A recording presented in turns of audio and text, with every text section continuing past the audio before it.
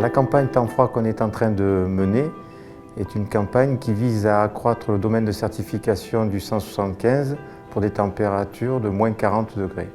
Il existe des documents qui ont été établis par le bureau d'études et qui me donnent une feuille de route pour lequel j'ai donc un certain nombre de vérifications à assurer.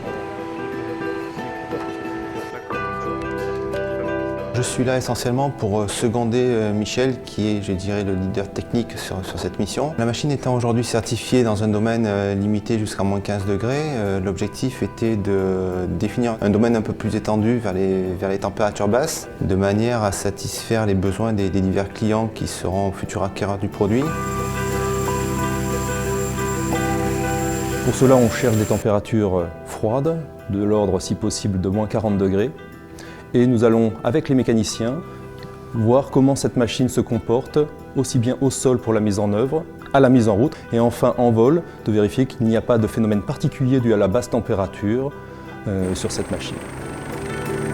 L'objectif est de mettre en œuvre l'appareil dans ces conditions extrêmes et de vérifier que son comportement est d'abord sain et que l'on peut, jusqu'à ces températures extrêmes, opérer la machine en toute sécurité.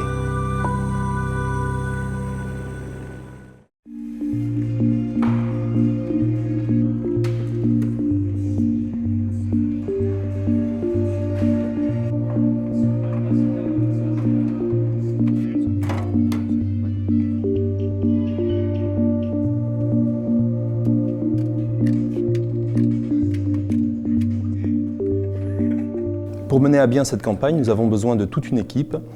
Et il s'agit bien entendu des mécaniciens, que ce soit le côté mécanique ou électrique pour la mise en œuvre de la machine. On a également 2 personnes qui sont dédiées plus à l'analyse dépouillement des vols. L'objectif étant de leur ramener l'ensemble des données enregistrées pendant les vols. Et ils sont là pour dépouiller très rapidement ces essais-là de manière à préparer et anticiper l'évolution d'un vol sur l'autre. Et après, en fait, d'un jour à l'autre, ça change. oui, c'est ce qu'on disait. Le profil n'est jamais le même. Et enfin, nous sommes 3 navigants pour mettre en œuvre la machine, c'est-à-dire vérifier le bon démarrage de la machine et le bon comportement en vol.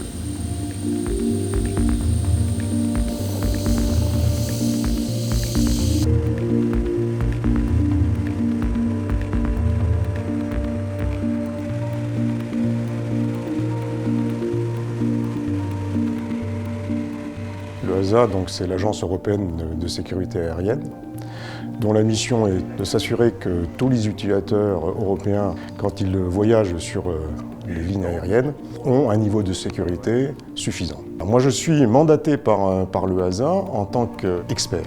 Il faut imaginer que l'EASA, pour pouvoir statuer sur ce niveau de sécurité, elle a à sa disposition un certain nombre d'experts, qui sont des experts structure, des experts hydrauliques, des experts moteurs, des experts systèmes en général, et elle a besoin d'expertise dans le domaine des essais en vol.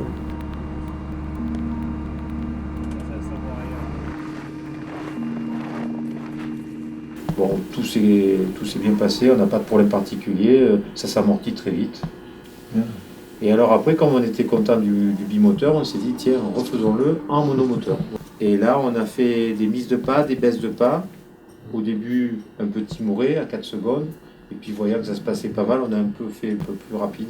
De l'ordre de 3 secondes. Ça peut On va voir les dépouillements, c'est l'ordre d'idée. Ce qui est remarquable. La campagne temps froid se décompose en plusieurs parties, je dirais, assez distinctes. Une première partie qui concerne, je dirais, l'imprégnation de la machine, où on va laisser la machine dehors un temps suffisamment long, de manière à ce que tous les fluides et tous les équipements soient imprégnés à une température objectif proche de moins 40.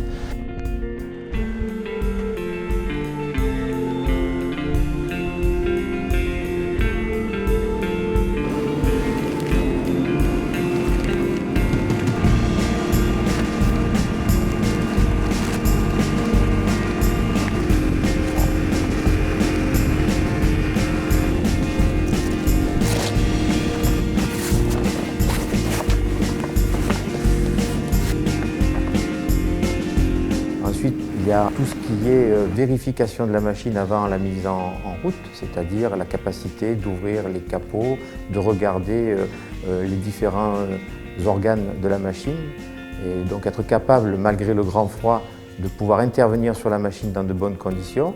Et la première phase d'essai va consister tout simplement à mettre en œuvre la machine, mettre en route tous les systèmes, la faire démarrer et vérifier que dans cette phase-là, l'ensemble des systèmes se comportent de manière satisfaisante.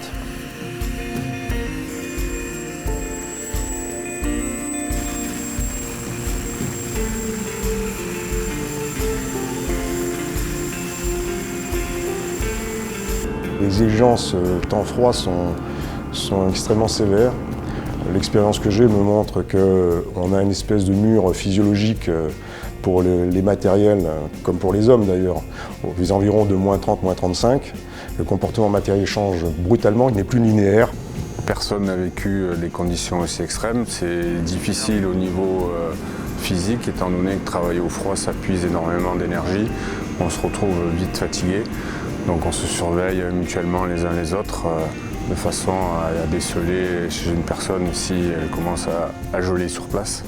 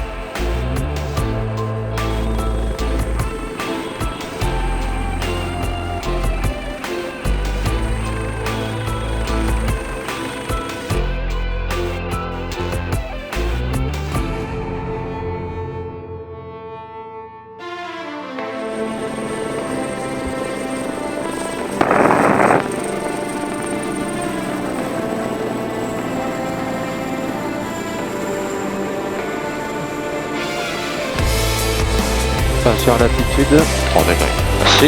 Ok, pardon. Et je vais réduire tranquillement la vitesse donc pour amener le.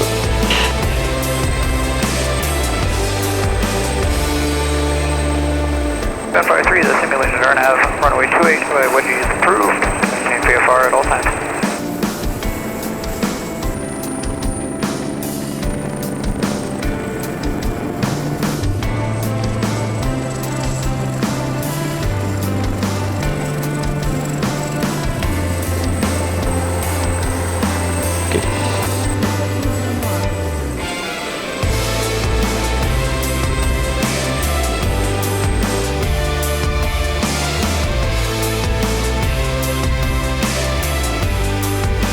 Water at 2,000 feet.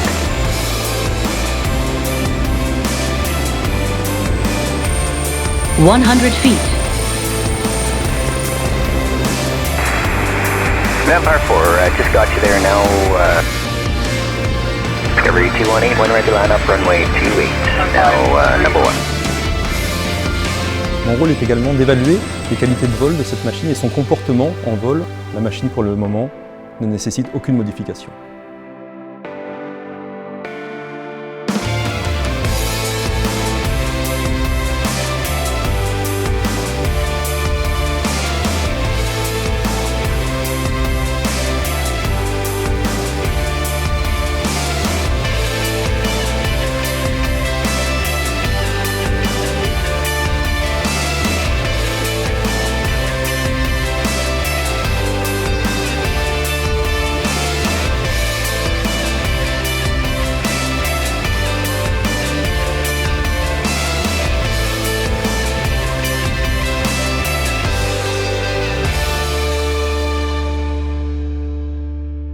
Après, on est en repos, c'est ça?